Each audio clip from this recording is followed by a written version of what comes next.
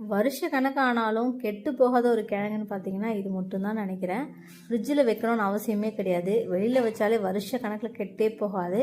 அப்படியே முளைப்பு தன்மையும் வந்து அந்தளவுக்கு இருக்கும். சூப்பராக இருக்குல்ல. ஆனால் எறும்பு வந்துருக்கு பாருங்கள் எல்லாத்துலேயும்.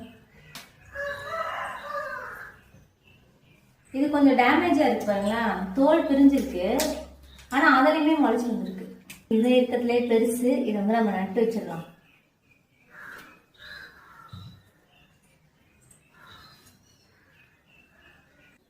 இந்த வெத்தலை கிழங்கு அம்மா வீட்டிலேருந்து எடுத்துகிட்டு வந்தேன். ரொம்ப நாள் ஆச்சு. சரி சமைக்கலான்னு எடுத்து பார்த்தேன். எல்லாமே முளைச்சிருச்சு. சரி இதை அப்படியே நட்டு வச்சிடலான்னு சொல்லிட்டு அப்படியே வச்சுட்டேன். பார்த்தீங்கன்னா சூப்பராக முளைச்சிருக்குல்ல எல்லாமே. வருஷ கணக்கானாலும் கெட்டு போகாத ஒரு கிழங்குன்னு பார்த்தீங்கன்னா இது மட்டும்தான் நினைக்கிறேன். ஃப்ரிட்ஜில் வைக்கணும்னு அவசியமே கிடையாது. வெளியில் வச்சாலே வருஷ கணக்கில் கெட்டே போகாது. அப்படியே முளைப்பு தன்மையும் வந்து அந்தளவுக்கு இருக்கும். சூப்பராக இருக்குல்ல. ஆனால் எறும்பு வந்துருக்கு பாருங்கள் எல்லாத்துலேயும். இது கொஞ்சம் டேமேஜாக இருக்குது பாருங்களா. தோல் பிரிஞ்சிருக்கு.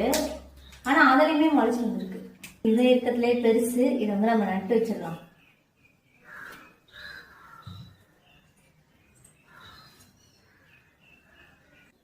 இந்த வெத்தலை கிழங்கு அம்மா வீட்டிலேருந்து எடுத்துகிட்டு வந்தேன். ரொம்ப நாள் ஆச்சு. சரி சமைக்கலான்னு எடுத்து பார்த்தேன். எல்லாமே முளைச்சிருச்சு. சரி இதை அப்படியே நட்டு வச்சிடலான்னு சொல்லிட்டு அப்படியே வச்சுட்டேன். பார்த்தீங்கன்னா சூப்பராக முளைச்சிருக்குல்ல எல்லாமே.